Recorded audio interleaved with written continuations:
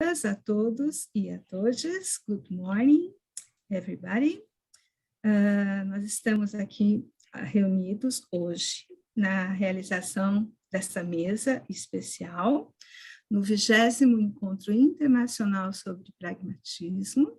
A nossa mesa é uma mesa que foi criada para criarmos essa oportunidade de espaço e discussão entre os professores do Programa de Comunicação e Semiótica da Pontifícia Universidade Católica de São Paulo, Brasil.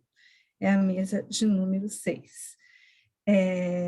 O título da mesa, que foi exatamente pensada para promover essa discussão, é uma cartografia das pluralidades e confluências no Programa de Pós-Graduação em Comunicação e Semiótica da Pontifícia Universidade Católica de São Paulo. Agora estou meio confusa, eu vou falar em português, né? O Ivo tinha falado que a gente fala em português, tá certo? Eu estou com o slide aqui enorme em inglês, então vamos homenagear Haroldo de Campos, né? E pensar na transcriação. Eu vou falar de uma forma, não o que está escrito exatamente, porque senão eu vou ficar tentando traduzir, né? Então não vai ser uma transcriação no sentido poético, mas uma proposição para que todo mundo possa participar da conversa. Então, no contexto dos cursos de pós-graduação em semiótica, presente em várias partes do mundo, o COS, o Programa de Comunicação e Semiótica da Pontifícia Universidade Católica de São Paulo, ele se destaca pelas conexões que ele propõe com o campo da comunicação.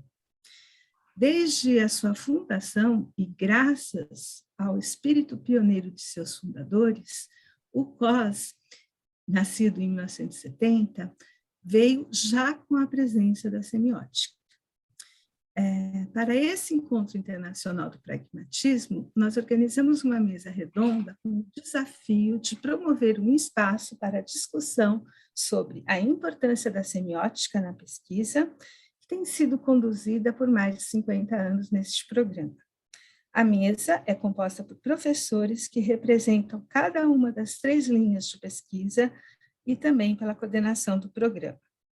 O objetivo da mesa é encorajar o diálogo e propor um panorama de futuros e possíveis diálogos a serem realizados. Então, entre os nossos palestrantes, nós temos a alegria de contar com a professora Lucrécia Ferrara, que vai apresentar uma palestra sobre as ressonâncias da semiótica na comunicação. Professora Lucrécia Ferrara, eu vou falar, só para vocês entenderem, eu vou falar agora só quem está na mesa e depois eu vou apresentar cada um. O professor Nurval Baitello, que vai falar das ciências, das semióticas pela cultura, fazendo relações com Flusser, Watsuji e Warburg, e a professora Ana Cláudia Oliveira, que vai falar das múltiplas perspectivas da semiótica no programa Programa de Pós-Graduação em Comunicação e Semiótica da PUC. E, por fim, eu como coordenadora, vou falar sobre essas pluralidades e confluências do nosso programa. Então, começando com a nossa querida professora Lucrécia Ferrara, nós temos aí uma imagem, né, e na qual temos, de uma forma reduzida, né, um pequeno currículo de toda a sua vasta trajetória. Mas para dizer que ela se formou na PUC em 1959, fez doutorado em literatura brasileira também na PUC em 1964, e foi professora da FAU, Faculdade de Arquitetura e Urbanismo da USP. Ela é professora emérita da PUC e professora aposentada titular da USP. Ela também é professora, né? Inclusive por isso que nós estamos com essa honra e essa alegria de tê-la conosco, professora do nosso programa de pós-graduação e líder do espaço, do grupo SPAC, que é o grupo de Espaço, Visualidade, Comunicação e Cultura, vinculado ao CNPq. É autora de diversos livros, e ela está aqui, então, está chegando até eu gostaria de comunicar que, por motivos técnicos, talvez nós tenhamos uma alteração na ordem das apresentações, porque ela está tendo problemas de comunicação. O professor Norval Baitello, que realizou, eu vou contar para vocês que assim eu vou até ficar mais tranquila, eu me sinto tão constrangida de apresentar esses meus queridos amigos de uma forma assim tão formal, né? A gente deveria poder fazer apresentações mais poéticas, mais espontâneas, mas eu preparei com muito carinho isso, pensando nos ouvintes da língua inglesa, não é? Também para aqueles que não conhecem, estão tendo a primeira oportunidade de estar aqui conosco. Mas o professor Norval, então, nosso colega lá no programa, ele completou o seu doutorado em comunicação na Universidade Freie de Berlim, em 1987, é professor titular do curso de pós-graduação em comunicação e semiótica da PUC, foi diretor da FAFICLA, né, que na época era outro nome, enfim, a Confil, Faculdade de Comunicação e Filosofia da PUC, e criador dos cursos de comunicação e artes do corpo e comunicação e multimeios. Ele foi professor visitante da Universidade de Viena, também em Sevilha, São Petersburgo, na Universidade Autônoma de Barcelona e Évora. Autor de diversos livros, né, entre eles, alguns foram citados, enfim, A Era da Iconofagia, um livro sobre Flusser, que foi publicado em alemão, a Gula disse, não é, Norval, mas me corrija se seria a melhor tradução, O Pensamento Sentado, enfim. E, além disso, ele foi coordenador da área de Comunicação e Ciência da Informação na FAPESP. Em 2015, ele recebeu o Prêmio de Mérito Acadêmico do Intercom. Tudo isso é só o que estava lá no Lattes, tá, gente? Aquele resumo pequenininho, porque senão não dava tempo da gente falar. Agora, a professora Ana Cláudia está aqui conosco. Eu gosto tanto das fotos que eu escolhi. Gente, às vezes a gente tem que ter os pequenos prazeres na correria do dia a dia, né? Já que vivemos na era da iconofagia, do excesso de imagens, nada como escolher as fotos com carinho. E essa foto, para mim, Ana, ela é assim, ela me resgata até você, quando foi minha professora, outro dia, em 1994, lá no programa de comunicação e semiótica. Esse olhar carinhoso, essa postura tão dedicada aos estudos, estão todos aí expressos no seu corpo e na sua gestualidade. Mas farei a apresentação formal também.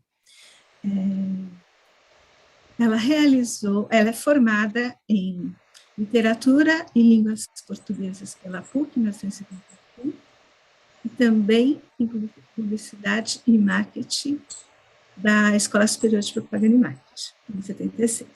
Fez mestrado e doutorado em Comunicação e Semiótica. Ela é membro do Bom Agora, da Associação dos Pesquisadores em Artes Plásticas, do Conselho Estadual da Educação. Ela também é conselheira da Federação Brasileira de Pesquisas Científicas e Acadêmicas na área de comunicação, consultora DOC na FAPESP e também na CAPES. Ela é membro da Associação Brasileira de Semiótica e professora titular da PUC São Paulo, onde é também professora do programa de comunicação e semiótica há vários anos. Por fim, aqui está a coordenadora da mesa, obviamente que eu não vou ler, está tudo lá no Lattes, né? Vou, então, passar a palavra para o professor Norval Baitello, que fará, então, a primeira apresentação. Nós iniciaremos com essa oportunidade de ouvi-lo, uma fala de até no máximo 20 minutos, em seguida passamos para debates, né? Decidimos que teremos debates na sequência de 10 minutos e um posterior debate com todos os palestrantes. Muito obrigada, Norval. Boa palestra. Professora Lúcia, desculpa interromper, se vocês quiserem seguir o roteiro, nós já resolvemos o problema da apresentação da professora Lucrécia, desculpa. Tá. Então, se você não se incomodar, a gente volta para o nosso roteiro original. E, então, seja bem-vinda, Lucrécia. É uma honra estar aqui juntos, todos, aqui para essa conversa. Eu passo a palavra para a Lucrécia Ferrari. A Gabriela vai passar o PowerPoint da senhora, Lucrécia. Gabriela.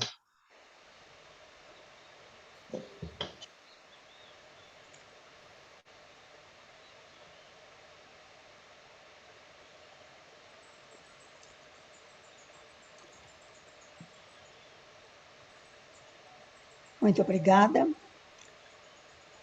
Muito obrigada a todos. Desculpe pelo meu atraso, houve um pequeno problema técnico aqui, mas eu espero que já esteja resolvido. Agradeço imensamente a oportunidade de falar nessa mesa e é um prazer para mim sempre falar sobre a vida da semiótica no programa de comunicação. Muito obrigada. O meu texto se chama Ressonâncias Semióticas na Comunicação. Enquanto área científica, a comunicação se propõe duas perguntas. Como a comunicação se comunica? E para que serve a comunicação? Essas perguntas se apresentam de modo distinto. Enquanto a primeira está voltada para a identificação da área, a segunda é de natureza funcional. Entretanto, em ambas, está presente a mesma sinalização científica. Referem-se à experiência da ação comunicativa, demonstrada pelos seus efeitos. A partir dessas perguntas, chega-se a uma terceira que direciona as duas anteriores. Seria a comunicação uma ciência pragmática? Para Peirce, a resposta é decisiva. Considerando as consequências práticas como efeitos do objeto, então a concepção desses efeitos é o todo de nossa concepção do objeto. Peirce, Collected Papers 5402. Se considerarmos a citação, a comunicação é ciência pragmática. Sua definição está vinculada aos efeitos que dela decorrem e como, através deles, ela se dá a conhecer.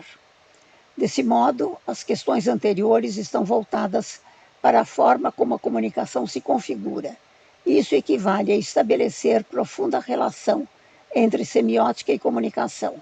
Ou seja, se a primeira é sobretudo configuração ou modo de aparecer, a segunda refere-se, sem dúvida, a diferentes percepções da experiência. Ambas são marcadas pelo modo como aparecem e, desse modo, fazem-se conhecidas e reconhecidas. São, portanto, fenômenos e produzem fenomenologias. Porém, enquanto a pragmática, a identidade da comunicação como área científica se faz difusa e imprevista, porque se apresenta diversa em cada emergência das suas aparências, e aí está o paradoxo da primeira questão, a comunicação é diferente, conforme se distingue pela aparência do seu modo de comunicar. Para o século XX, a grande questão proposta pela epistemologia da comunicação se concentra no conceito de fenômeno, que se distingue do conceito do fato científico.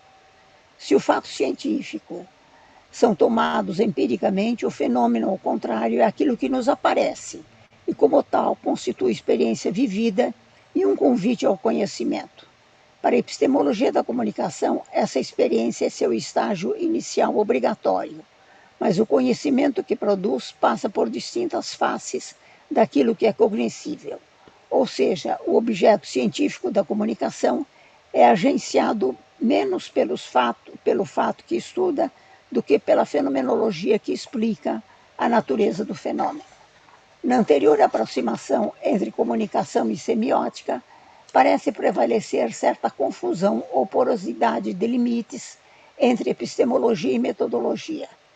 As vertentes fenomenológicas interferem na epistemologia da comunicação, mas lhe propõem diferentes construções, responsáveis pelas distintas tonalidades do objeto de conhecimento em comunicação.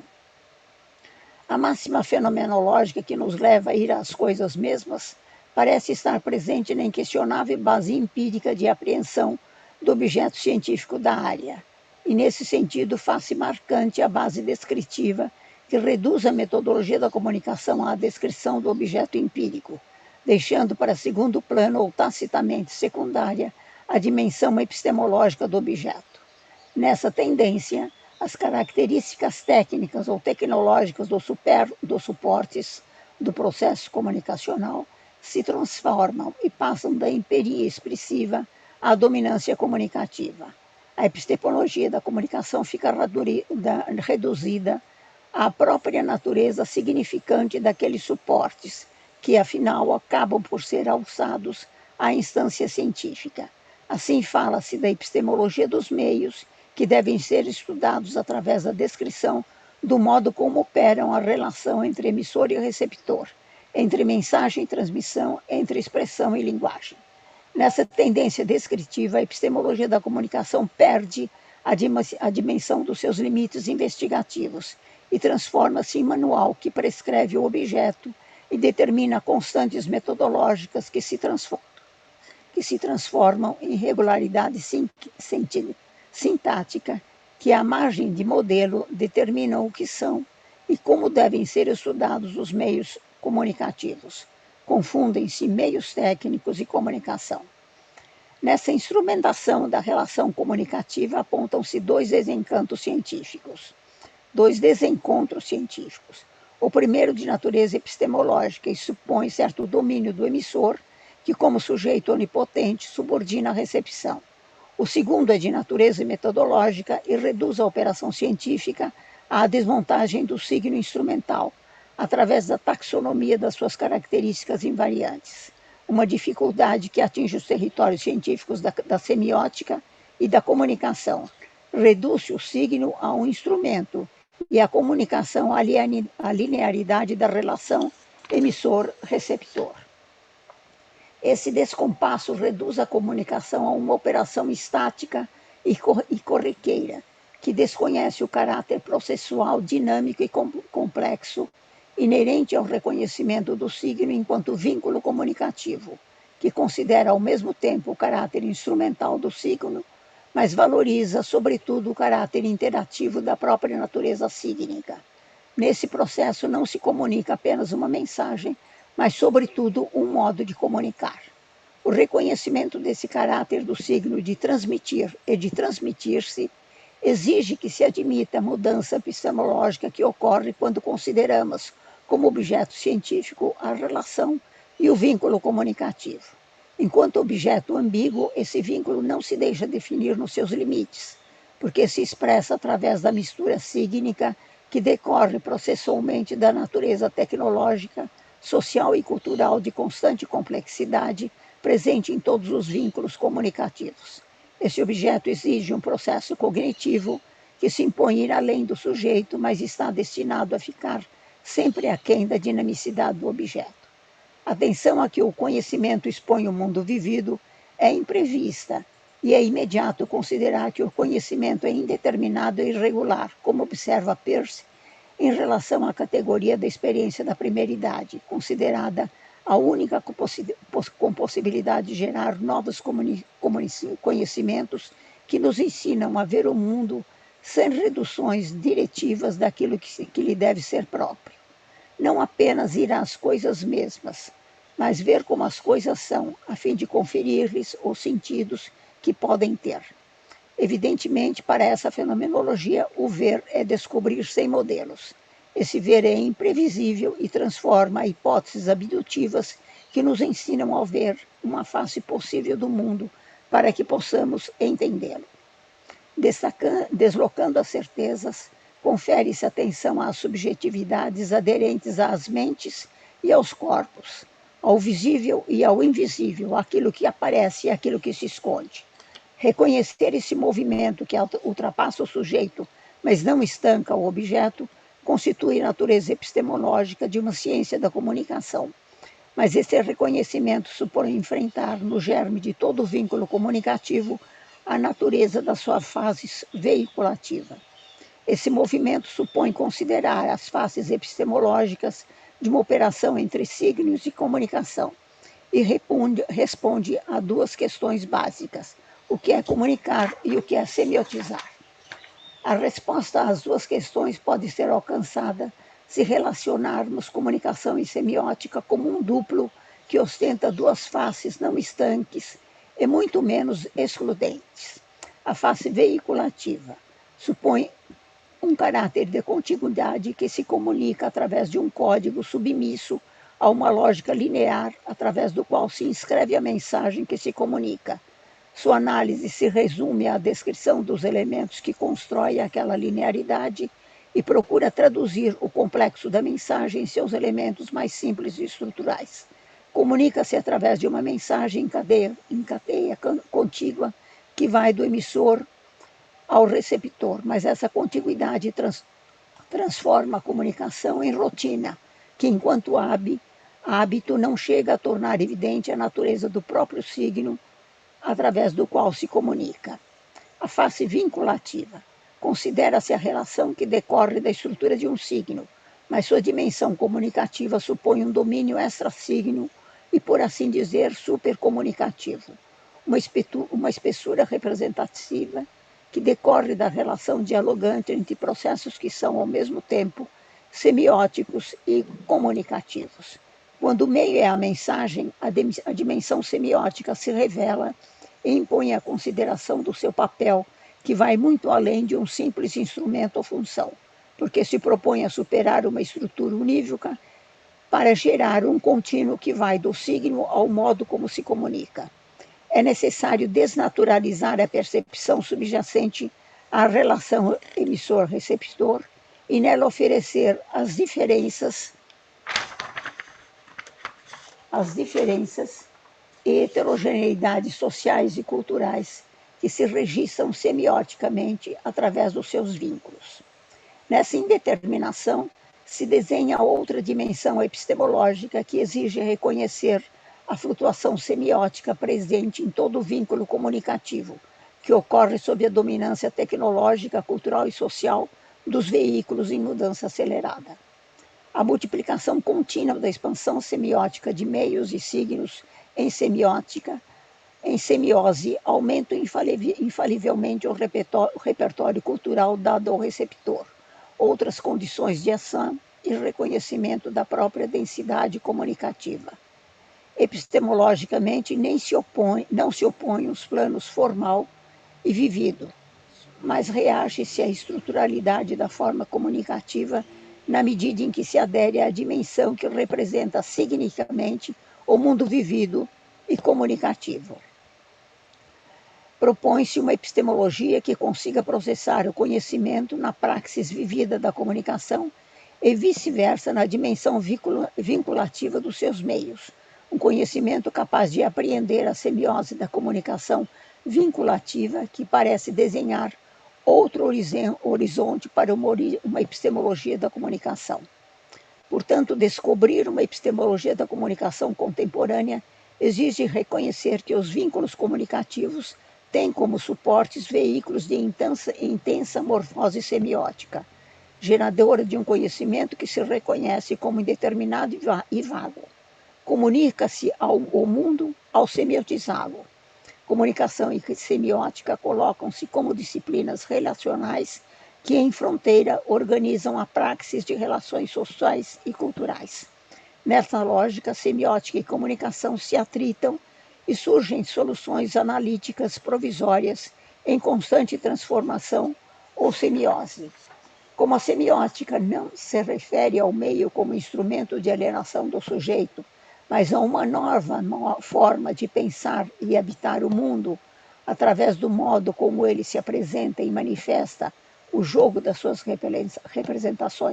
relações representativas, entende-se que a partir dela a comunicação só se realiza na medida em que contempla o movimento de uma mente interpretadora que preenche de sentidos o território que existe entre o objeto e o signo que o representa sem sujeitá-lo. O sentido coletivo presente na etimologia da palavra comunicação se redesenha experimentalmente através de ensaios e erros que se afinam e refinam, à medida em que a aceleração dos meios presentes nos vínculos comunicativos nos ensinam a atuar coletivamente e a rever a própria dimensão vinculativa dos seus signos.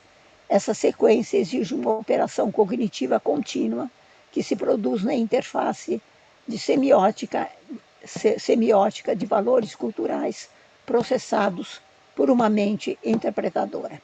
Muito obrigada.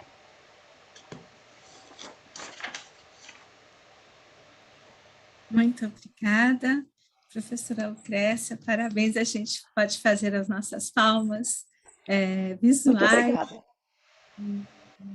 calorosas mesmo. Muito obrigada. As tecnologias da comunicação e da informação.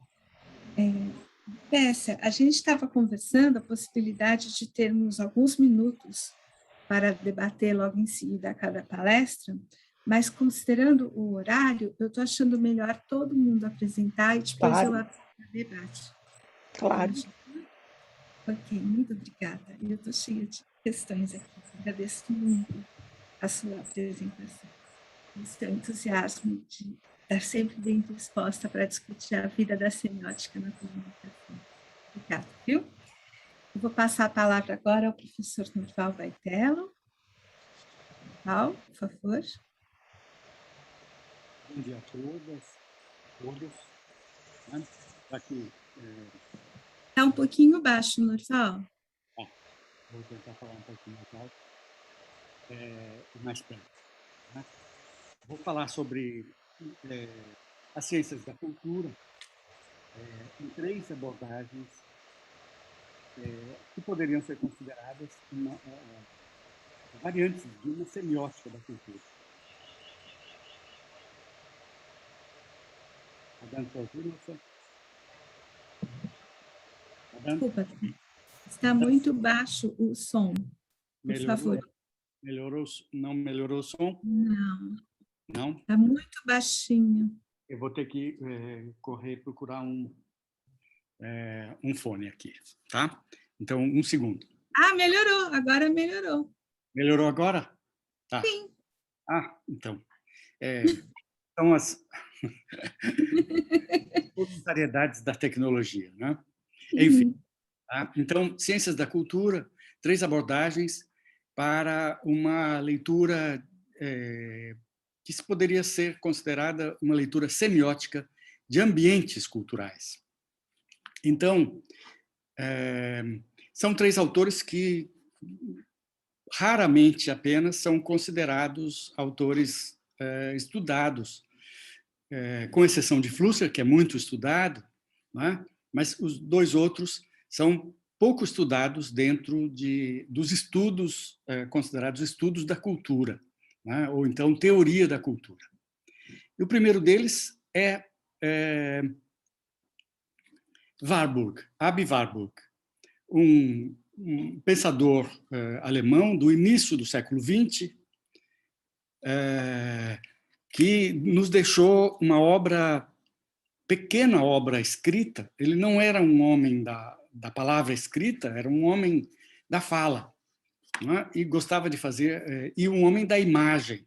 Então, gostava de fazer conferências, muito menos do que escrever textos. Deixou poucos textos escritos, e que hoje são todos reunidos num volume só, mas reflexões muito instigantes para um homem do início do século XX, né?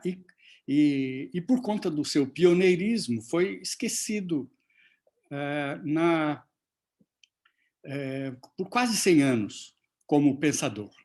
Aby Warburg trabalhou, nós podemos passar para o próximo slide, por favor, trabalhou predominantemente com o tema da imagem. E a própria palavra imagem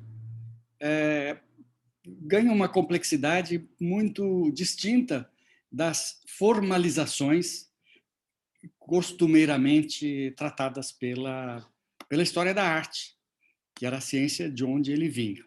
Então, a imagem era considerada como fórmula de patos e, portanto, algo que provoca e evoca um impacto, né? E ele próprio não nomeou a sua ciência ou o seu método, né? Deixou sem nome, não chamou de iconologia ou de ciência da imagem, né? Ele preferiu investir toda a sua energia na formação da sua biblioteca, a Biblioteca de Ciências da Cultura, que foi criada em Hamburgo, na sua cidade natal, e depois da sua morte, com a ascensão do nazismo, foi transportada para Londres, onde lá está, na Universidade de Londres hoje.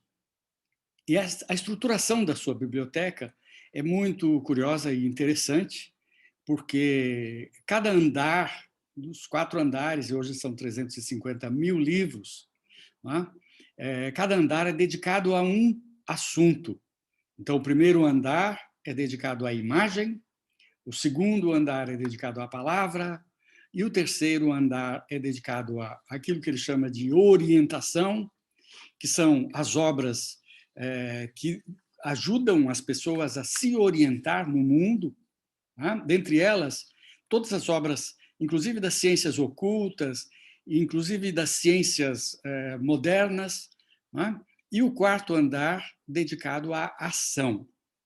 Então, isto nos ensina um pouco o conceito de Warburg da cultura, cultura como grande universo do homem, né? E que se fundamenta em imagem e palavra, se orienta em conceitos e age para a transformação da sua própria vida.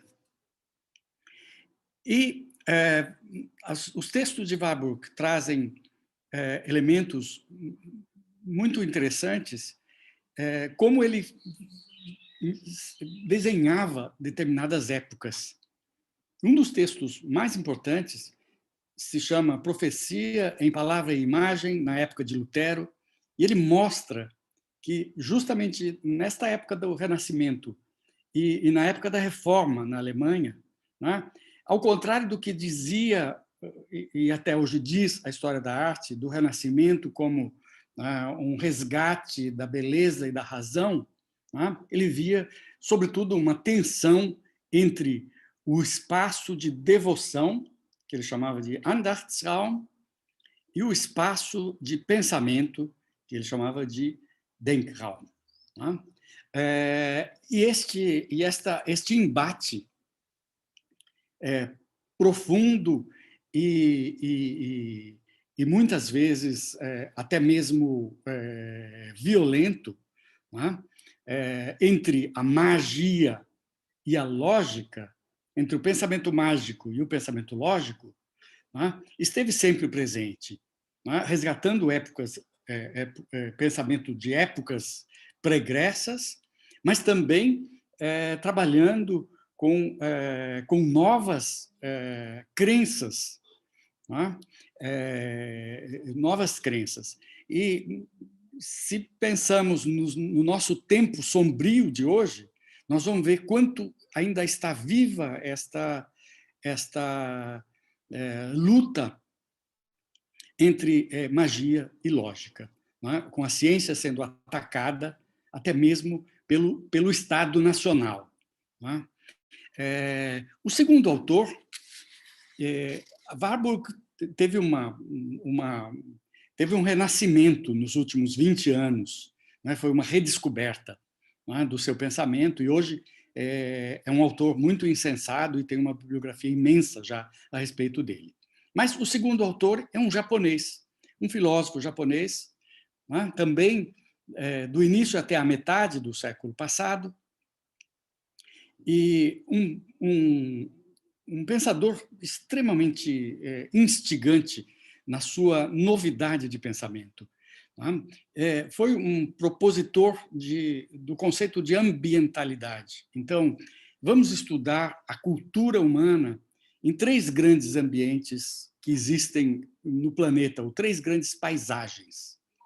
E, em 1929, ele escreveu um livro sobre a sua observação dessas 3 grandes paisagens, né? Um livro chamado, em japonês, Fudo, que significa vento e terra, a junção dos ideogramas vento e terra, já traduzido para o inglês, depois traduzido para o espanhol e depois também traduzido para o alemão, né? Onde ele apresenta os 3 grandes tipos de clima, como 3 grandes padrões de natureza que propiciam o surgimento de 3 modelos distintos de cultura, incluindo aí teologias, religiões, comportamentos, habilidades, facilidades dos habitantes desses 3 grandes ambientes ou destas 3 grandes ambientalidades. O primeiro das monções, um clima que existe no Extremo Oriente, das grandes chuvas torrenciais, com alta umidade durante a época das chuvas e com uma enorme violência da natureza contra a qual o homem não tem forças de reação. Então, este tipo de clima gera, ao mesmo tempo, uma generosidade da natureza e uma passividade dos seres, dos humanos, né? Diante das inundações, dos tufões, dos ventos e da violência da natureza. Né? Então, a natureza, ao mesmo tempo, é generosa e violenta. E as pessoas, não adianta reagirem, esperam, simplesmente. Né? Então, as divindades desta ambientalidade são divindades, não se cultua, né, uma imagem ou uma ideia de uma divindade, mas a divindade é material. Cultua-se o vento, o sol, as plantas, a lua. Então, são cultos voltados para a materialidade mesmo do ambiente. O segundo tipo de ambientalidade é a ambientalidade do deserto, nos apresenta Tetsuro Atsuji. O deserto é todo o oposto. Né? A violência está na ausência de toda a possibilidade de sobrevivência no deserto. Então, o ser humano individual não tem possibilidade de sobreviver neste ambiente. Então, a única possibilidade que ele tem é se unir aos seus semelhantes, aos seus próximos, e constituir tribos, né? Para lutar todo mundo junto contra o inóspito do deserto. Nascem neste ambiente do deserto deuses abstratos e o pensamento abstrato, porque a natureza em si é hostil. Os objetos, as coisas com as quais se convive, né, o sol, a areia, o vento, são todos eles absolutamente mortais.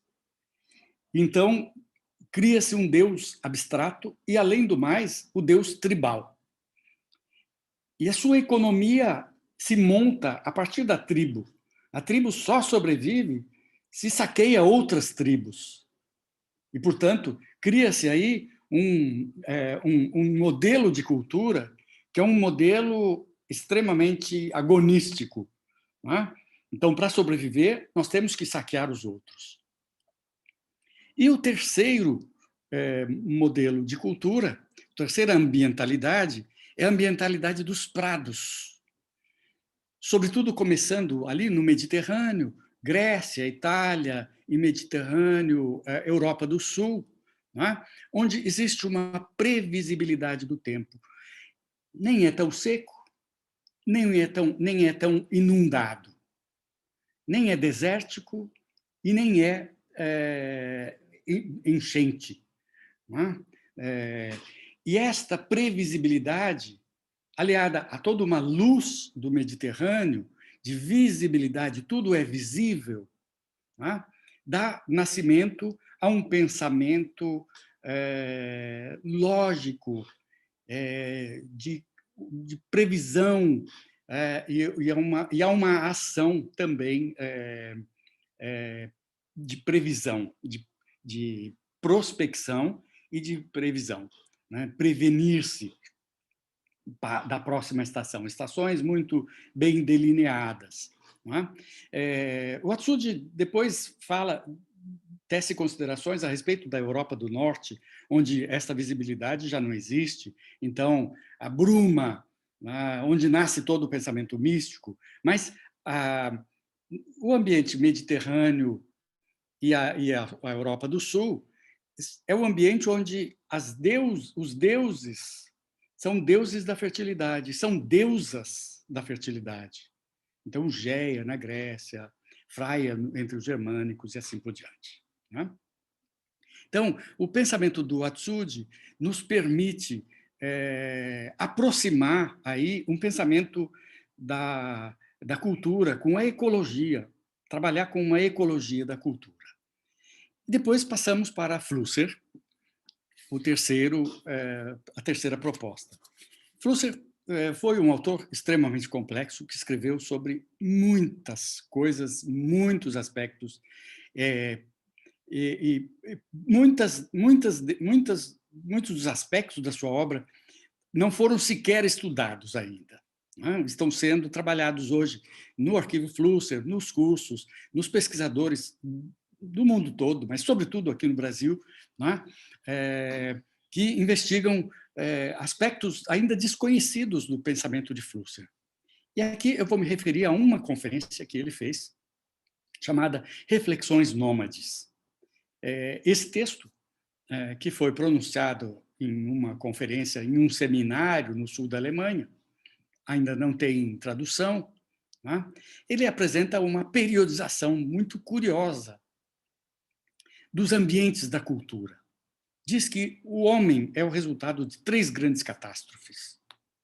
A primeira catástrofe foi a hominização, a sua descida para o espaço plano, para o chão, a descida das copas das árvores e a transformação do próprio corpo. E esta catástrofe, né, caracterizada pela mobilização, pelo nomadismo, né, traz o conhecimento. Né?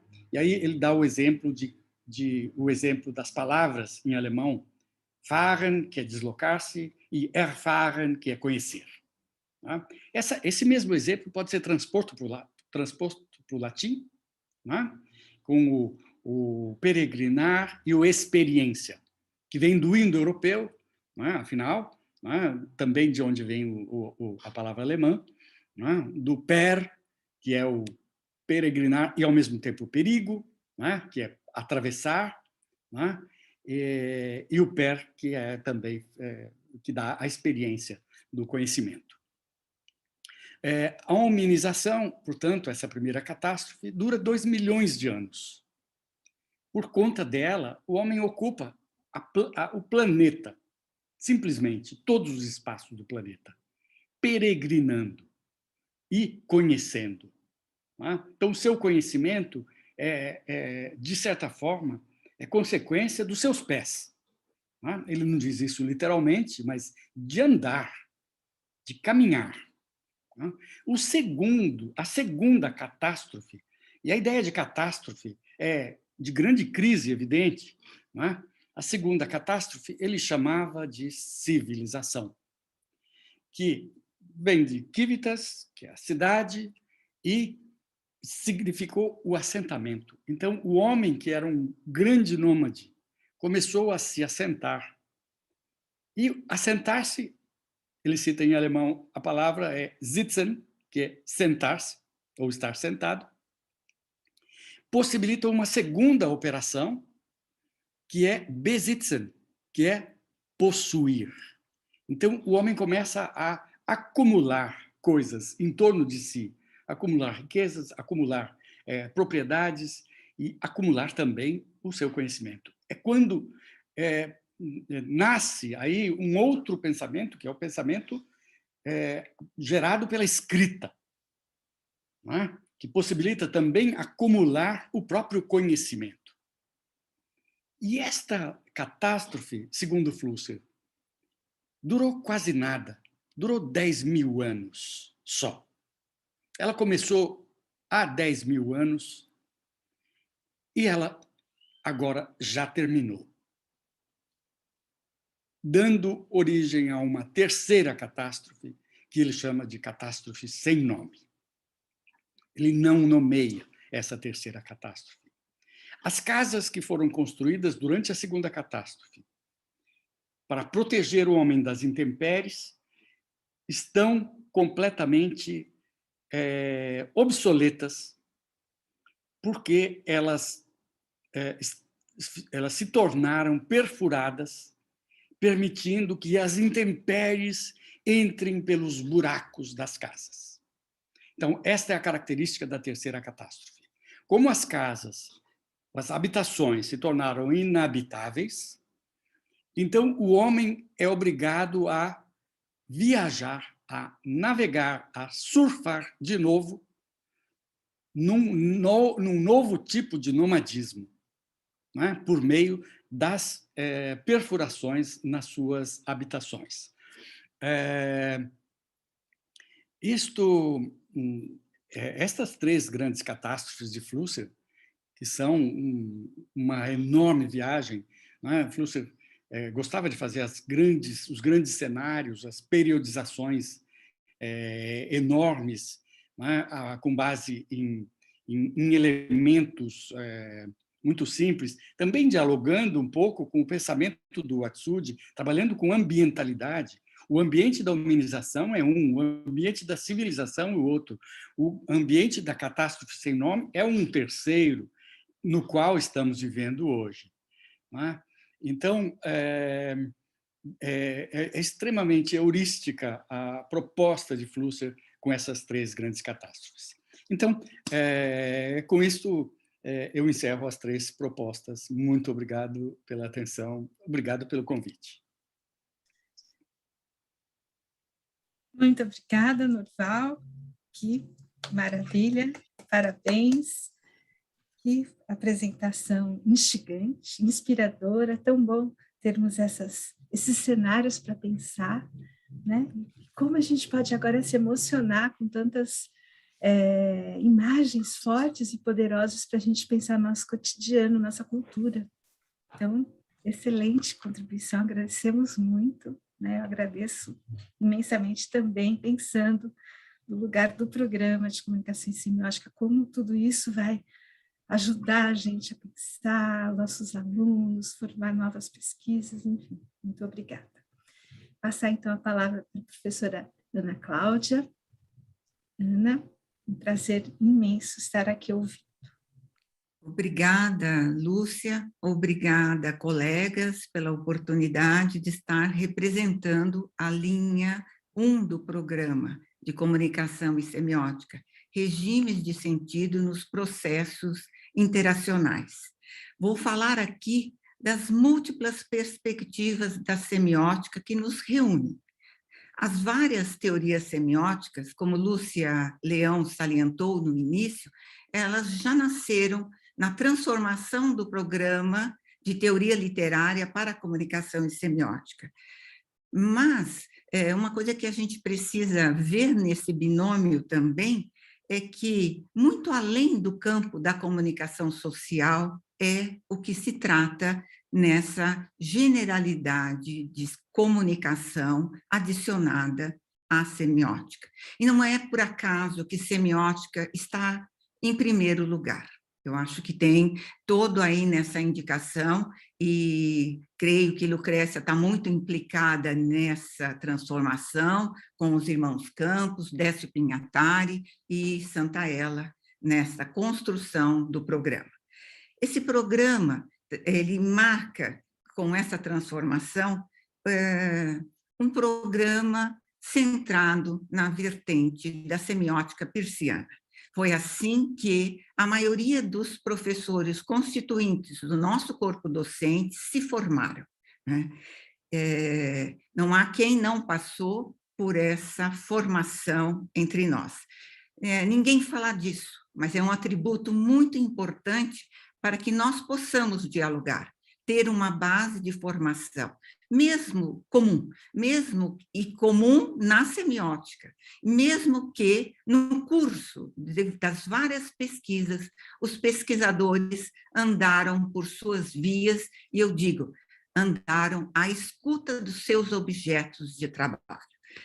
Começo, então, a apresentação do que fazemos nessa linha pela semiótica de Charles Sanders Peirce.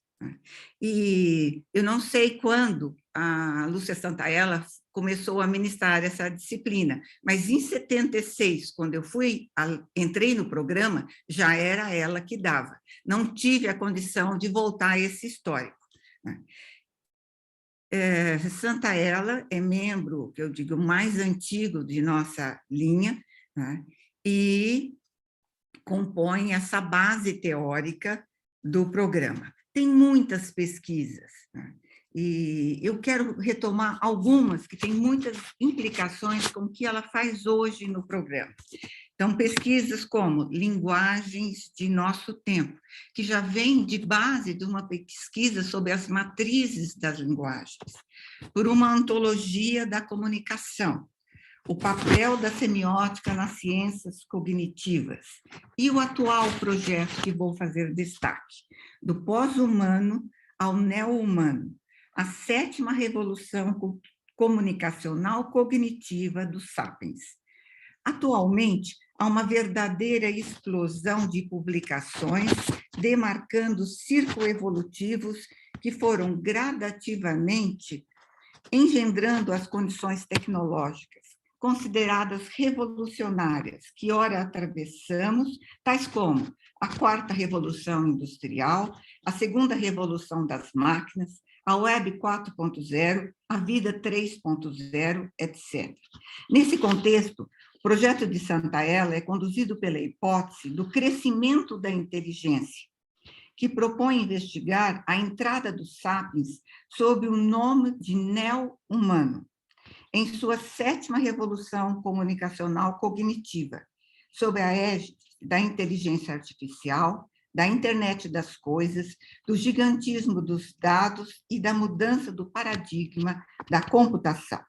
A questão central do projeto é por que, frente aos desafios trazidos pelas emergências tecnológicas, a postulação do neo-humano se transforma ontologicamente plausível e até mesmo necessária? Diante disso, o objetivo principal da pesquisa é redefinir a ontologia do humano frente à hipercomplexidade das condições atuais da existência humana e dos desafios que nos rondam. A seguir, passo para eu mesma. A partir do convite de 1990, finais de 89, né, Lúcia Santaella e Arlindo Machado fizeram um convite a Eric Landowski para que elaborasse uma ementa de disciplina como um eixo a integrar já esse eixo teórico da semiótica. Landowski, nessa implementação, entre os vários nomes implicados, dependendo das orientações, entre semiótica estrutural, semiótica narrativa, semiótica francesa, semiótica pós-estrutural, ele optou semiótica discursiva. Foi nessa vertente que, a partir do meu pós-doutorado em semiótica de Greimas, passei a integrar e a ministrar essas disciplinas no programa de comunicação e semiótica. de concreto, a semiótica discursiva, ela está voltada para os modos de interação. Modos de interação do interagir dos actantes. Interactantes que nós, dos atores da comunicação, na sua grande gama do que envolve, muito além da comunicação das mídias, mas tratando-se de práticas de vida, da vida social. Então, do sentido de uma greve, de uma vestimenta de um político, de um espetáculo esportivo e de uma pesquisa que por muitos anos me dediquei, desde 2010, a práticas de vida na URB, trabalhando com São Paulo em relação a Roma, São Paulo e Lima. Os objetos que nós trabalhamos, então, são partes do social, e nós chamamos que partes do social que o constituem, porque o discurso faz o social. É isso que é muito difícil para entendimento quando a gente está em outros campos que não da semiótica. 3 tipos de enunciados, então, exploramos. E esses enunciados, essas manifestações, esses objetos, mostram o próprio andamento teórico e metodológico da semiótica de Gramsci e Landowski. Enunciados acabados, enunciados em situação, enunciados da experiência. E esses tipos de enunciados, então, são a própria história desta disciplina. Com base nesses tipos de enunciados, tenho me dedicado a projetos voltados com outros programas de pós-graduação da PUC São Paulo, que estudam a produção cultural na desigualdade de nossa URBS. Então, esse é o foco atual da minha pesquisa, e dentre esse foco da desigualdade, trabalho com patrimônio material e imaterial. Dentro do patrimônio imaterial, acho que eu só queria colocar que tratamos como a população elege o seu patrimônio, como um acidente de bicicleta que fez um monumento muito importante do ciclista na Avenida Paulista. E ele passa a contar outras histórias da cidade, mais sincrônicas ao tempo. Nesse eixo teórico, temos na linha 1, Valdenise Lézier Martiniuk, que, formada na sua graduação na administração, traz para essa linha todo um estudo dos produtos e serviços, e manifestações do consumo, a conexão do campo com o mundo corporativo, impulsionado pela publicidade e transformando ideias em comportamentos. É importante nessa pesquisa da Valdenise a circulação dos valores na sociedade e como eles se alternam, negam, neutralizam, introduzem variações ou mais sedimentam valores. Esses valores em circulações nas práticas sociais, Valdenise tem se centrado no consumo das marcas, consumo nos espaços dessas marcas, nos espaços públicos e privados. Trabalha também na publicidade transmediática. E, mais recentemente, esse trabalho tem se dado na diversidade de gêneros, na diversidade das etnias, constituindo o nosso consumo, também em consumo cultural pela diversidade. Valdenise também faz parte desse projeto do patrimônio material e imaterial da cidade.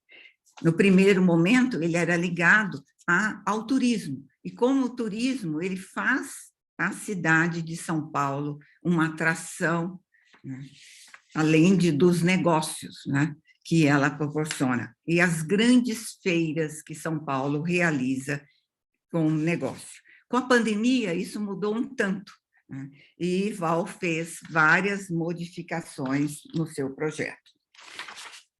Depois, passo a integração na linha de uma outra vertente que foi muito importante, né? Que ela deu-se na sequência, e que é a linha bartesiana de Leda Tenório da Mota. Leda Tenório, né, ela tem vários projetos sobre Roland Barthes, e é uma grande estudiosa de Roland Barthes, com as várias conexões que ela tem proposto. Quero destacar o seu projeto Palavra, Imagem e Testemunho, investigação em torno de uma nova política do olhar. Nesse domínio, ela relaciona reflexões atuais sobre a imagem, Roland Barthes, Jean-Luc Godard e Georges Didier Huberman. O objetivo é analisar essa interlocução entre as partes, por vezes não imediatamente visível, e seu acordo de fundo quanto à ação testemunhal das mesmas. Trata-se, mais especificamente, de assinalar a interpelação que fazem à doxa escolar, que formula a inacessibilidade da imagem ao trauma. E, nesse sentido, seus embates menos ou mais explícitos com os representantes dos estudos abrigados na nomenclatura conceitual da catástrofe e representação. É inseparável desse primeiro objetivo assinalar, ainda que compartilhe o mesmo entendimento dos fatos históricos, vendo como sincrônicos. Destaco também a investigação de Leda Tenório sobre os fotógrafos artistas de Roland Barthes. É uma pesquisa que ela realizou com Bolsa FAPESP, né, que trata, para nós, ela é muito inovadora, que ela traz à nossa academia e aos nossos estudantes e pesquisadores o conceito do ponto atualizado, né, e por fotógrafos, né? Entre eles Lucien Clerc, Daniel Boudinot e Fernand Foucault.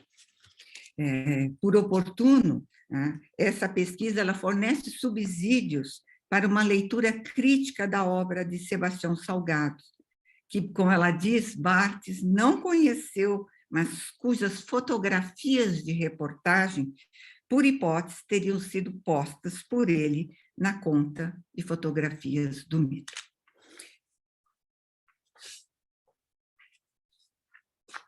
Por último, né, a nossa linha é integrada pela professora Cristine Mello. Né? Cristine Mello é a última contratação do Programa de Comunicação e Semiótica. Né? Ela foi aluna também do mestrado e do doutorado do COS. Seu método de análise e interpretação tem como referência a semiótica triádica, relacional, baseada nos processos de produção de semiose de Charles Sanders Peirce, principalmente, né, a parte fenomenológica de Peirce. Ela articula a teoria de Peirce, a de comunicólogos e de semioticistas brasileiros, e aqui, principalmente, a relação com matrizes da linguagem de Lúcia Santaella. Então, para trabalhar teorias da mídia e de linguagens híbridas. Relaciona também com as pesquisas de Cecília Almeida Salles, a teoria dos processos criativos. E, principalmente, a pesquisa de Cristine Mello está associada a quem devo aqui lembrar com saudade e em homenagem ao nosso colega Arlindo Machado. A Cristine trabalha com as teorias de Arlindo pela teoria das imagens técnicas, fotografia, cinema, televisão, vídeo, linguagem digitais. Nessas perspectivas, a abordagem de Cristine Mello, ela se distingue, né, nessa entrelaçamento que ela faz como uma teoria das extremidades, Essa teoria das extremidades, ela retira o conceitual da medicina oriental, das extremidades do corpo. E é por essa abordagem, né, em relação à abordagem relacional, que ela transita entre arte, mídia e experiência contemporânea interconectadas em múltiplas plataformas, comunidades e linguagens. É uma abordagem dos fenômenos nas extremidades, nos espaços sociais e das linguagens, articulada a partir da coexistência de forças plurais, múltiplas e complementares. Esse jogo da leitura favorece os tensionamentos do objeto de estudo em direção à observação de pontos limítrofes, fronteiriços, em deslocamentos, por meio de situações descentralizadas, não hegemônicas, conflituosas, existentes, como cerne da sua abordagem. Como resultado, Cristina Mello tem nas relações de ressignificação seu principal alcance da problematização. Com essa panorâmica das múltiplas confluências das teorias semióticas, relacionados com outras teorias semióticas que estão na linha 2 e como eu vou enfatizar, a semiótica de Lotman, de Jürgen Lotman, e na linha 3 também, né, o programa de comunicação e semiótica pode ser considerado um dos únicos do mundo onde as várias vertentes da semiótica entram em diálogo. E a gente poderia se perguntar, né, como nós, né, nos entendemos? Nós nos entendemos pelos objetos. E como é que os objetos nos ensinaram a conversar com as teorias? Eu acho que atravessar as teorias semióticas é a grande riqueza. Ter esse ponto comunicacional nas linguagens e estudar a fundo nas várias linhas, com que linha 1 é um aporte dos regimes de sentidos tratados semioticamente, é a nossa grande riqueza. Então, eu digo, forçar esses trânsitos intersemióticos muito nos ensinou. E aprendemos via Barthes, via Greimas, Landowski, Peirce, e a teoria das extremidades que articulam os teóricos que já mencionei. Muito obrigada e agradeço às minhas colegas de fazê-las presentes aqui nesse seminário em que nós debatemos o próprio ser do pós, ser semiótico. Muito obrigada. Ivo, eu prometi que eu ia fazer no meu tempo, mas eu vou usar 1 minuto para render homenagem ao semioticista que nos deixou, Pierre Augy Brand, nosso colega, que levou sua música, sua poesia, seus aportes da semiótica cognitiva a outras esferas. Rendo homenagem à presença desse semioticista, que, nascido em Bogotá, em Buenos Aires, foi na Dinamarca que se desenvolveu. Doutorou-se em semiótica na Universidade Sorbonne Nouvelle, em 87, foi nosso grande interlocutor e um grande parceiro do Centro de Pesquisa Sociossemiótica. Não poderia, nesse evento de semiótica, não lhe dar uma saudação de boa viagem, Brand. Obrigada.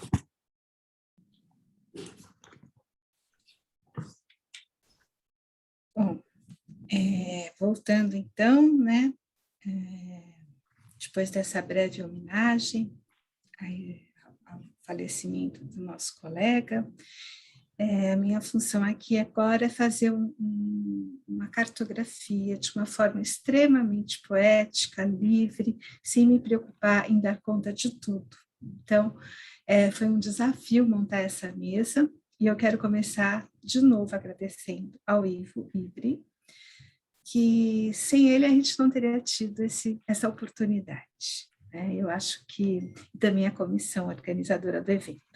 O COS precisava desse encontro, a gente precisa de muitos encontros, mas estar aqui no encontro do pragmatismo é ainda mais reverberador para cada um de nós, porque nós sabemos a importância desse encontro e como, nesse encontro, sim, nós estamos num local de fala para discutir não só o que estamos fazendo individualmente, mas como linha e como programa. Então, é uma oportunidade única. E eu gostaria também de agradecer o entusiasmo da Lucrécia, que foi a primeira pessoa com que eu conversei, que se ela não tivesse acreditado nessa importância, ela inclusive usou um termo que eu acho muito bonito, eu vou citar, ela falou que isso era urgentíssimo, porque precisávamos parar para olhar, né? E também enfrentar os desafios constantes de transformação. Queria também fazer uma homenagem ao nosso querido Gilberto Gil, né? Só para vocês saberem, quando eu fui aluna do programa, na época do mestrado, eu estava fazendo o meu primeiro projeto em hipermídia, no laboratório ao qual o Arlindo era o coordenador. O meu primeiro projeto foi em homenagem ao Gilberto Gil, e a gente conseguiu fazer um trabalho belíssimo que chamava Parabolic People, né, inspirado numa música dele, no qual a gente fazia hiperlinks para várias poéticas da cultura brasileira. E hoje a gente pode homenageá-lo, feliz, né, de estarmos aqui participando dessa boa notícia em tempos tão sombrios, como disse o Norval. Então, temos aqui uma oportunidade de estarmos juntos. E eu gosto de também lembrar a honra que é estar nesse programa. Né? A gente fala muito, mas o depoimento tem que ser marcado pela emoção, pela alegria. Estar no COS hoje não é menos difícil ou audacioso do que foi quando eu entrei, né? Inclusive, foi antes de eu estar grávida do meu primeiro filho, que já está com 29 anos. Então, são coisas que a gente vai olhando, pensando quanto a semiótica me mudou. E tem uma frase belíssima de um palestrante que já esteve aqui, né, no Encontro do Pragmatismo, que eu encontrei por acaso, eu adoro esses encontros fortuitos, que ele fala exatamente isso, que a semiótica transforma as pessoas no sentido tão profundo que nos faz repensar a função de pesquisador, professor e como agentes sociais no mundo, né? Então, essa oportunidade é muito valiosa, importante se a gente estar nos ouvindo, né, e termos tempo para ouvir um ao outro, buscando fazer essas cartografias, buscando as relações. Eu acho também uma coisa que foi dita aqui, que eu gostaria de enfatizar, que conhecer as pesquisas uns dos outros, então, voltando para o que a Ana Cláudia acabou de falar, com o seu panorama das pesquisas da linha 1, ele é uma atividade extremamente importante e extremamente difícil, porque envolve o desafio de buscar pontes, de ver ressonâncias, ver confluências. E isso a gente não faz de forma rápida, isso precisa de muito tempo, de muita conversa, precisa de tempo de maturação. Então, conhecer as pesquisas é também aquilo que a Lucrécia nos falou, é ver a vida da semiótica como processo de pesquisa constante.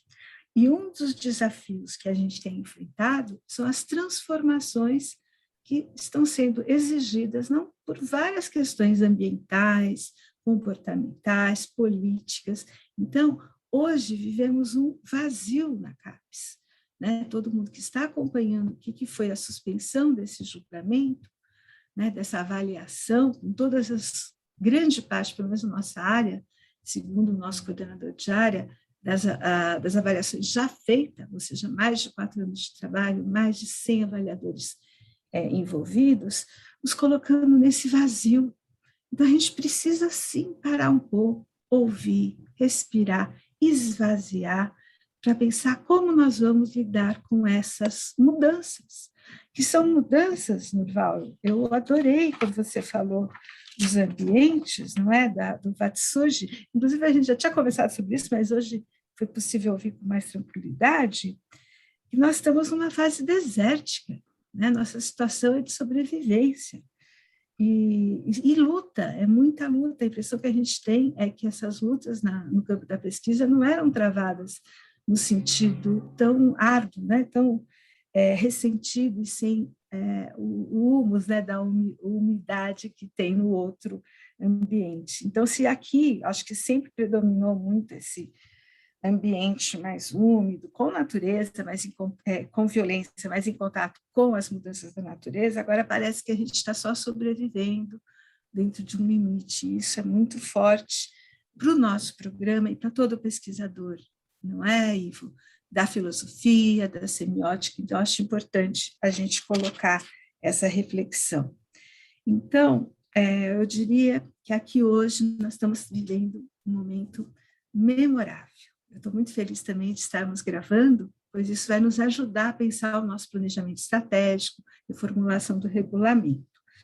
Por quê? Mas esse momento, eu tinha posto na minha apresentação que eu iria dizer inaugura, mas eu acho que ele resgata mais do que inaugura. Um dos valores mais importantes na vida do pesquisador, do intelectual, da vida do ser humano, que é esse espaço de troca, a riqueza e os valores dos diálogos e dos encontros. E aqui também podemos pensar no Flusser, não é? O primeiro desses grandes desafios que a gente enfrentou, né, estamos enfrentando, mas que a gente já superou uma fase, foi o projeto coletivo, né, projeto historicamente, para nós, ousado, do Programa de Comunicação e Semiótica, que ganhou bolsas da CNPq.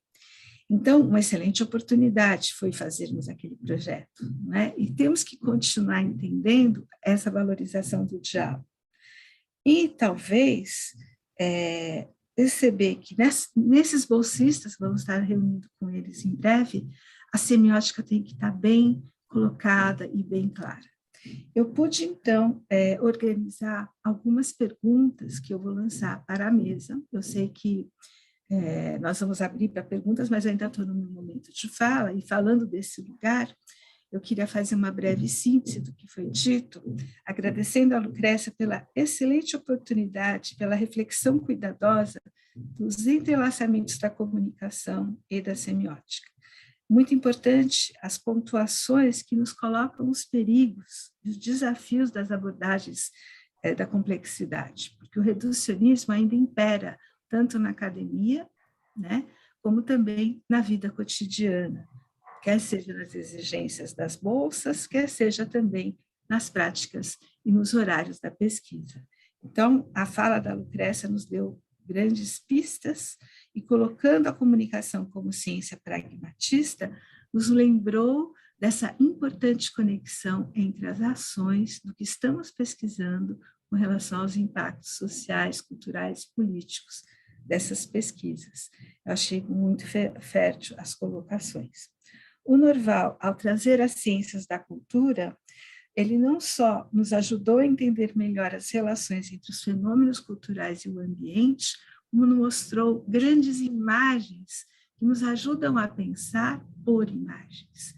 Imagens entendidas nesse signo de potência e de descoberta, né? Potência no sentido de estimular afetos, estimular poesia, reflexão e também descobertas de relações que estavam lá, né? Um outro texto maravilhoso que eu li recentemente, da semiótica, também inspirada pela oportunidade de estarmos aqui, e eu achei fantástico a pergunta: será que poderíamos viver sem semiótica? Então, essa aproximação da semiótica com uma vida, que está lá em Dill e foi muito bem colocada na palestra da abertura, professor Nitamar, a vida, a democracia, a educação são signos, né? E são processos que se interconectam. A gente não pode olhar como objetos numa prateleira que poderiam estar separados, eles são vida, eles são ecologicamente interconectados. Então, a educação, que é o que nós fazemos também, né, nessa visão triática, ela nos coloca nessa situação de produtor de pontes. Eu acho isso sensacional. Por fim, agradecer o panorama da Ana Cláudia, essas várias vertentes da semiótica em diálogo, nos colocam algumas questões, inclusive uma delas eu tinha posto antes, mas aí você reafirmou, Ana, quando você colocou, quando você perguntou como nós nos entendemos, não é? A pergunta, né? Como é que a gente se entende? Você respondeu, nós nos entendemos pelos objetos. Então, essa seria a terceira pergunta que eu iria fazer. Como é que funciona essa aproximação por objetos ou por fenômenos, tal como nos coloca a Lucrécia, nesses trânsitos intersemióticos? Quando que isso reverbera de uma forma potente, criativa, e quando isso instaura muros, separações, principalmente nos encontros e nas revistas científicas. Mas a minha primeira pergunta, essa eu vou deixar por último, tá? É uma pergunta que eu fui coletando durante esse tempo de preparação dessa mesa. Ela é muito simples e é para todo mundo, é para os três, né, nossos três palestrantes. A semiótica é necessária para a vida? Talvez seja uma pergunta pode parecer ingênua, até simples, mas foi uma pergunta que foi construída com muito cuidado, muito carinho, a partir de conversas com alunos da graduação, alunos do grupo de pesquisa e uma lista de e-mails que a gente criou, que eu comentei do início. Então, eu passo a palavra, não sei quem quer começar, talvez a professora Lucrécia. Ela falou tão bem da vida da semiótica na comunicação, e eu diria, e a vida como semiótica, ou a semiótica como vida? A pergunta, não precisamos responder, eu vou colocar as três. Então, voltando para a terceira, já para deixar posta, né? Como as pesquisas no nosso programa interconectam os temas, os objetos e os fenômenos estudados. Essa seria a segunda. E, por fim, como resgatar o entendimento, os entrelaçamentos das diferenças, respeitando essas alteridades nas perspectivas, das diferentes perspectivas semióticas do programa. Então, são as perguntas que eu quero colocar para que a gente possa bater papo, sem muita tensão, vamos nos descontrair, porque isso é uma rara oportunidade. Vamos saborear, né? Vamos saborear, sim, porque talvez a gente não tenha mais tantas oportunidades de termos encontros assim, com tempo de um bate-papo, e felizmente a gente ainda tem 20 minutos, não é, Ivo? Para conversar. Enquanto vocês pensam, se vocês quiserem, a gente pode abrir para perguntas também do público. E também não precisamos responder nada, pode ficar só de proposta.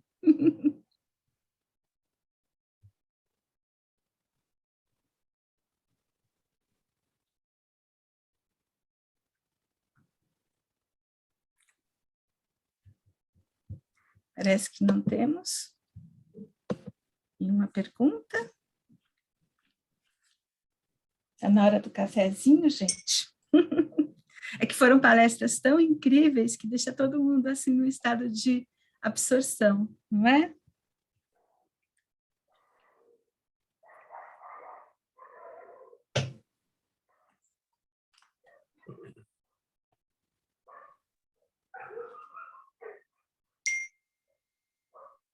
Ana? Posso? Foi a última, mas posso ser a primeira. Eu acho, sim, que a semiótica é necessária para a vida. Sempre penso que fazemos uma semiótica da existência. Como é que existimos? Quando a gente se volta para as práticas sociais, são as práticas que fazem o ser, fazem a subjetividade, como os processos identitários são dinâmicos nessa construção. Nós estamos sempre atentos, o que faz sentido, como falta sentido, como automatizamos os sentidos. Então, é muito importante. E acho que um dado que também faz muita diferença é que o nosso ponto de vista é essa construção do sentido. né? E como é que apreendemos o sentido? Né? E como é que nos damos sentido buscando o sentido? Porque nós nos orientamos a partir desses vetores. Né? Então, para mim, está intrinsecamente ligado, né, com essa orientação, né, à própria semiótica, né, em quaisquer de suas abordagens. Porque o ponto de vista, né, vai ser sempre um ponto de vista do estudo de como essa manifestação é feita, em qualquer das abordagens. Né? Eu acho que estar atenta para como funciona uma mídia, né? Como é que nós nos mostramos atentos? Não é só pelo que ela veicula, mas pelo como ela veicula, como ela faz, né? Em termos de dar a ver, de mostrar, de dar escuta, de dar som, de dar gosto, de dar sabores, de dar olfativamente um sentir o mundo. Eu falo, a semiótica é um perfume que está na nossa vida. Ela faz parte do que respiramos. Às vezes ela é um odor, né, um mau cheiro, mas é para buscar esse sentido. Então, eu não vejo vida separada de semiótica. Semiótica é esse estudo da transformação da vida. Lúcia. Sim, temos uma pergunta. Ah, Lucrécia, por favor. Lúcia, eu inverteria a sua pergunta. E perguntaria assim, não se a semiótica é necessária para a vida. Não, a semiótica é necessária para nós podermos ver a vida no mundo. Ou seja, é necessário que a gente saiba ler o mundo para ter condição de atuar nele. Quer dizer, nesse sentido, eu acho que existe uma correlação muito estreita entre comunicação e semiótica. São duas áreas de conhecimento em interface, em fronteira, mas elas estão vinculadas à nossa capacidade de não explicar ao mundo, não explicar o mundo, mas ir ao mundo para tentar entendê-lo. A semiótica ajuda a nossa compreensão do mundo. Quer dizer, a função do cientista não é explicar o mundo. Eu repito isso constantemente. A ciência não explica o mundo. A ciência interroga o mundo. E a semiótica nos ajuda a interrogar o mundo e a vida. E nos ajuda a interrogar o outro para conseguirmos nos interrogar a nós mesmos. Eu inverteria a sua pergunta. Ótimo, muito bom, adorei. E isso faz muita ressonância com aquilo que a gente estava falando, da importância de, usando, né, assim, toda a oportunidade das relações que dá esses vínculos cognitivos com os objetos, que aí cairia na segunda pergunta, dessa relação entre o fenômeno, tal como ele é percebido na experiência, né, e a pesquisa que vai ser feita. Né? Precisa ter um encaminhamento para isso acontecer. Então, realmente, eu acho que a grande tarefa do programa de comunicação e semiótica, na sua longa vida hoje, é exatamente despertar no aluno a tentativa de ter a coragem de se perguntar, afinal, eu vejo o que no mundo? O que é para mim o outro? O que é para mim a minha relação com o outro? Quer dizer, na realidade, ele precisa aprender a fazer perguntas. Quer dizer, eu acho que um dos grandes desafios que nós enfrentamos na nossa tarefa diária é o hábito de descrever o que estamos vendo. Esse hábito de descrever o que estamos vendo nos impede de interrogar o que estamos vendo. Então, nós não podemos nos colocar passivos diante do que os fenômenos nos apresentam, mas é perguntar aos fenômenos o que eles querem nos dizer. Então, eu tenho a impressão de que essa dimensão pragmática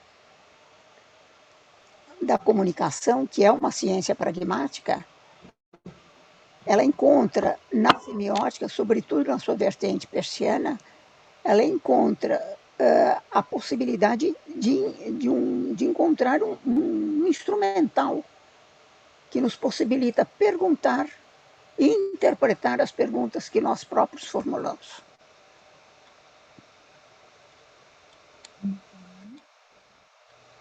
Não parar na descrição, né, Lucrécia? Começar a questionar o que está sendo visto. Exatamente. Eu acho que a primeira tendência do aluno é descrever um objeto de pesquisa. E se ele descreve o objeto de pesquisa e acredita que essa descrição já esgotou a investigação, ele perde o melhor.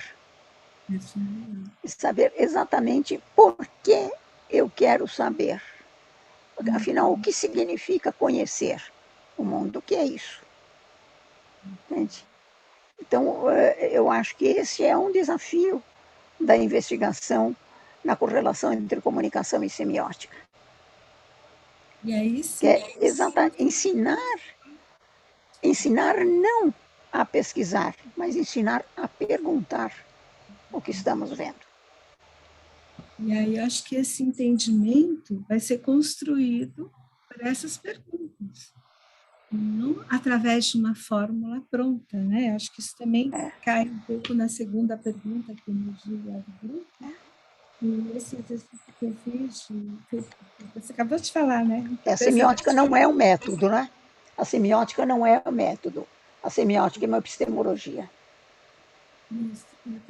E você falou que a gente tem que, então, estimular, o grande desafio para nós, estimular no aluno a coragem de criar perguntas, construir perguntas, melhorando, mudando, invertendo. É um trabalho muito ligado a um processo, vamos dizer assim, paciência mesmo, né? Lembra um pouco a jardinagem, esperar que aquela ideia conecte com a outra, para que a pergunta cresça, e não a resposta, porque a resposta te tranquiliza e acaba o interesse, né? Resolve o problema. Mas nós temos uma pergunta aqui, você gostaria de falar mais alguma coisa, Lucrécia? Não. Olha que pergunta interessante, foi da Conceição Souza Sintel, ao professor Norval. A Conceição pergunta: como a semiótica pode contribuir para o homem submergir em meio ao caos da terceira catástrofe, que, por ser tão sem sentido, não foi denominada? Está baixo, Norval. Tá. Vamos ver o que acontece aqui. Aquela mexidinha mágica. Melhorou? Melhorou um pouco? Pouco. Acho que é a outra mexida. Tentar falar mais alto. Você lembra quando a gente usava antena para ver televisão? Tinha que ficar mexendo na antena?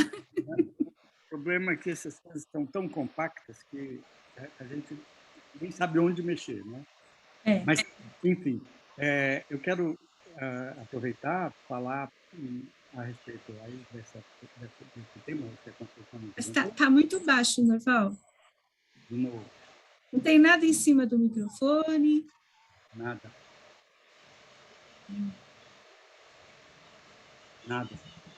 Enfim, vou tentar falar assim mesmo. Bem rapidamente. A terceira catástrofe está em curso. Não sabemos exatamente onde ela vai nos levar. Nós só sabemos que todas as catástrofes são grandes desafios para o homem. Tendo grandes desafios, nós temos que encontrar soluções. E por isso, eu assino embaixo da resposta da Lucrécia. Né? A semiótica nos ensina a perguntar, né? Por onde devemos caminhar, para onde devemos ir. Então, como todas as ciências também a semiótica uma ferramenta importantíssima para nós, como foi a astronomia, como é a astronomia, como é a matemática, né? Então, nós só temos que também prestar atenção a um outro aspecto, que é uma lição que Warburg nos ensinou. Warburg falou sobre os venenos da cultura. Um dos venenos da cultura, segundo Warburg, era o esteticismo. E, na verdade, se a gente for traduzir esteticismo para a ciência, nós vamos dizer que é um formalismo. E é quando a observação se volta apenas para a observação e nunca para o mundo. Então, o esteticismo ou o formalismo excessivo pode se transformar num veneno dentro de uma ciência qualquer. E com isso a gente cai no pensamento mágico, ao invés de voltar para o espaço do pensamento e da reflexão. Espero que tenha dado para ouvir, apesar do problema do microfone.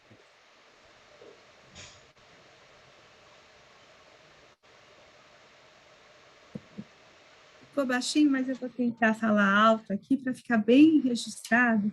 O Norval nos coloca a semiótica como ciência. E também nos fala dos venenos da cultura, citando Warburg. Um dos piores venenos da cultura é o esteticismo, o formalismo, que levam os praticantes, né, dessa ciência apenas a agir, apenas a formar. É isso, né, Norval? Tem que ter tempo para uma reflexão crítica, é só produção sem esse tempo da reflexão. Então, geraria esse esteticismo. Isso é um veneno da cultura. E talvez, não sei se você concorda, Norval, mas a gente esteja hoje com uma grande produção de, não só imagens, né, mas também no sentido de notícias, publicações. Então, esse esteticismo, esse formalismo, está nos envenenando, porque é esse excesso. Eu falo que outra coisa que nós, como professores e orientadores, também temos que ajudar é a arte da edição, do cortar, do tirar, porque estamos vivendo uma avalanche, não é? Essa cultura de produtividade que está nos envenenando. Não sei se quer complementar alguma coisa da Conceição. Lúcia, o Ivo está com a mão levantada. Ele levantou a mão. Obrigada, Ana. Ivo, prazer. Não, eu na verdade, levantei a mão para, no final de ouvir vocês, né? E primeiro agradecer, né? Eu acho que as exposições foram ótimas, excelentes, a discussão muito rica, né? Esse entrelaçamento das diversas abordagens da semiótica é muito rico, né? E elas interagem de maneira muito heurística, né? Muito criativa, né? Cada uma delas dotando a nossa consciência de um repertório mais completo, né, de perceber as coisas. Isso é importante. Eu me prendo um pouco no que tanto a Ana Cláudia falou, a Lucrécia, você mesma, a Lúcia, o Norval, quanto o aspecto pragmático, né, da semiótica. O pragmatismo, no fundo, ele vai complementar, né, fazer um dueto com a semiótica, isso eu tenho trabalhado, né, como aquela ideia de estar no mundo, né, estar no mundo da experiência, e estamos sempre sendo desafiados a ler o mundo. Essa ideia de leitura do mundo também apareceu de maneira interessante na exposição de vocês, né?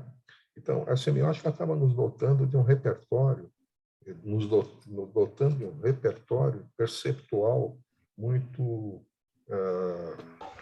rico, né? Que extravasa, inclusive, a ideia da mera percepção lógica do mundo, mas uma percepção sensível do mundo, né? Quando nós entendemos que a nossa percepção está muito contaminada por hábitos perceptuais, né? E que condiciona sempre como um critério de seleção daquilo que o hábito pode interpretar, né?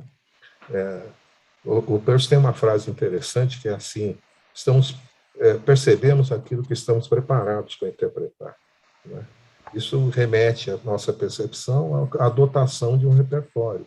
Então, vamos ampliar esse repertório, na verdade, e a semiótica faz isso, para que, pragmaticamente, na medida que somos inseridos no mundo e nos tornamos personagens do mundo e da experiência e dos fenômenos, né? Esse digamos, é a face mais interessante do pragmatismo, mas o pragmatismo também tem um detalhe. É assim, na medida mesma em que a semiótica nos dota de um repertório, que inclusive quebra, né? Ela propõe a quebra de determinados hábitos e entendendo que os hábitos são condicionantes da percepção, não é? E que, portanto, devemos, de vez em quando, abandoná-los, não obstante que sejam úteis, não é? Mas a vida é muito mais rica do que simplesmente esse sistema de percepção de objetos que nos inserem como seres lógicos, né, que querem coisas no tempo e tal, etc. Né? Mas perceber justamente aquilo que está mais ligado à imediatidade, ao sentimento, né? E todas as semióticas têm esse lado de chamar a atenção para isso, né? E nós pagamos um preço por isso, né? Porque na medida que a semiótica nos dota de um repertório perceptual mais rico e mais variado, vamos dizer assim, né? Para além, inclusive, das redes lógicas, né? Nós pagamos um preço que é de recolher da nossa experiência objetos com mais sentido, que fazem sentido para nós e nos desafia a reflexão. Nós temos que recolher essa experiência novamente de onde ela veio, né? Ela veio de dentro de nós, né? Um diálogo com o mundo, retornar reflexivamente. Isso é interessante, né? Até lembra a noção de reflexão como espelho, né? Do latim refletire, né? Nós olhamos para os objetos do mundo, aqueles que para nós acabam sendo recolhidos pela percepção, e deles fazemos espelho, né? Não é espelho do mundo, mas espelho de nós mesmos. Então, é tudo muito rico, essa associação entre o estar no mundo pragmático, vivendo, agindo, tomando decisões, e interpretando, né? Então, esse nexo entre as duas coisas que a Lucrécia destacou, a Ana Cláudia mencionando de maneira muito interessante a parte da vida, né, dos sentidos, né, da percepção sensorial, tão importante, né? E o Norval, sempre com essa abordagem da cultura que é fantástica, né? Porque traz coisas absolutamente pouco pensadas, não é? E que também se soma a esse aumento de repertório, né? Começamos a refletir coisas que nem tínhamos pensado antes. Então, eu diria que é fundamental, né, para a vida de quem? Para a vida de quem realmente tem o prazer de pensar e de refletir sobre ela, né? É isso que eu acho que é a nossa missão de despertar os nossos alunos. E nós temos alunos maravilhosos, com sensibilidade para nos ouvir. Era isso. Ótimo. E estamos nos aproximando do final, na verdade já estamos no nosso tempo, e as suas palavras foram belíssimas, né? Sintetizaram o nosso encontro com uma serenidade, um entendimento, um olhar que muito contribuiu. Eu agradeço demais. Muito obrigada. Eu quero saber se alguém quer falar mais alguma coisa. Cláudia, Lucrécia, Paulo. Eu acho, Lúcia, que foi uma oportunidade para nós sermos estimulados a conversar. Acho que precisamos fazer isso mais assiduamente. Acho que é um desafio para nós, e isso significa que provavelmente nós temos mais coisas a nos dizer do que imaginamos. E eu acho que os alunos também gostariam de participar de uma conversa, porque os alunos nos ajudam a construir o curso todos os dias. Nos ajudam a construir o programa todos os dias. E eles devem ter muita coisa a nos dizer. Porque, afinal, quem usufrui efetivamente da experiência das aulas são os alunos, muito mais do que nós. Talvez eles nos tenham coisas a nos dizer mais proximamente do que imaginamos. Acho que deveríamos dar ao aluno a oportunidade de debater conosco, sentar conosco em torno de uma mesa redonda e conversar sobre o programa. Porque eu tenho a impressão de que se nós não podemos pensar que o programa está construído, o programa precisa se renovar, ele precisa se reconstruir, ele precisa se rever. Eu acho que esse é um desafio, esse é o desafio para os próximos anos do programa. Mas isso, né, Lucrécia, é a dinâmica de uma vida, porque o programa é a vida. Né? Nós se falou muito das transformações, né? Nós temos que nos ouvir justamente e conhecer muito bem a pesquisa do outro, aprofundar-se no outro. Né? Eu digo assim que a pesquisa do outro é uma escuta para nós, ela tem que funcionar como uma escuta de uma vertente. E essa escuta, ela interfere. E se nós não... Porque ela nos implica, por isso que ela interfere. Eu gostei muito dessa imagem que Ivo fala, né, que é a elaboração interna, mas é uma elaboração interna que é do impacto que as coisas têm em nós, que as ideias, que dada abordagem tem em nós. Então, nós não estamos separados, nós estamos intercomunicantes. Né? Então, eu acho que fazer isso é seguir a dinâmica, né? Estar atento à dinâmica. E a dinâmica é transformação. Né? Eu acho que é muito importante nós estarmos captando essa transformação, apreendendo e vendo o que ela significa para nós mesmos, no nosso trabalho, e para o outro. Eu acho que essa interlocução, ela não se faz sem esse incorporar para si, dar ao outro. Talvez o que eu colocaria, o que nos falta é justamente estar aberto às escutas, né? Que é também, na força do hábito aí, é também tirar o hábito, tirar o automatismo. E as celebrações, não é, Ana? Você estava falando e eu estava pensando, se a gente voltar a ter os nossos ciclos, os nossos encontros, mesmo que sejam feitos assim de uma forma mediada por tecnologias, a gente vai poder conectar. Então, nós fomos perdendo o tempo da conversa entre nós e temos agora essa oportunidade. E já sabemos até a data, vamos ter um encontro do CNPq, né, com os convidados. Ali nós vamos nos ouvir, vamos pensar juntos, porque o projeto é nosso, do programa, não é de cada um. São 10 professores envolvidos, né? Mas sabe, Lúcia, eu acho que nós não podemos nos privar do prazer de nos ouvirmos. Eu também acho isso. Sabe?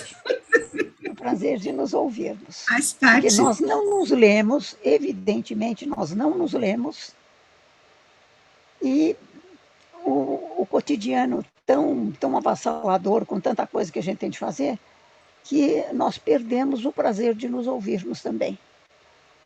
Quer dizer, nós precisamos cultivar essa escuta mútua. Acho que precisamos disso.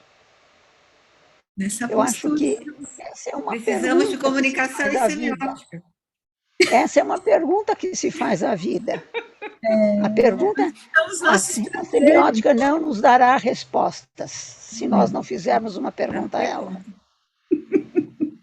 E agora a gente quer muito ouvir o Ivo, nós vamos marcar uma conversa com o Ivo junto. Eu tenho certeza que tem coisas que ele queria nos falar e devido ao tempo não foi possível. Então vamos ter que nos vamos ter que encerrar para sermos pontuais, com essa proposta, né, de estarmos juntos novamente em breve, e agradecendo de novo, porque realmente foi um prazer. Eu acho extremamente Olha, feliz. Lúcia, eu que agradeço, sabe? Estou muito feliz de ter proposto e vocês terem aceito. Agradeço o aceite e a presença de vocês. Foi uma mesa muito rica, muito expressiva. Tenho certeza que marcou um momento do nosso encontro de pragmatismo, né, que eu espero que se repita, não é? E com a participação de mais colegas do COS, né? Afinal, temos muito para conversar e muito para interagir, né? Cada um de nós tem algo a dizer e encontrar interfaces, né? Interfaces de trabalho conjunto. É isso que fortalece o programa, não é? Eu acho que nós precisamos manter isso e, a partir, quem sabe, dessa reunião, é um pequeno embrião, não é? Para nós darmos continuidade a isso. Então, eu agradeço muitíssimo vocês e vamos para uma próxima, tá bom? Obrigado. Muito obrigada, Ivo. Obrigada a todas, todos e todos. Obrigada por estar gravando, para a gente poder, de novo, ter essa oportunidade de conversar e escutar. Isso mesmo. Boa tarde a todos. Obrigada. Obrigada.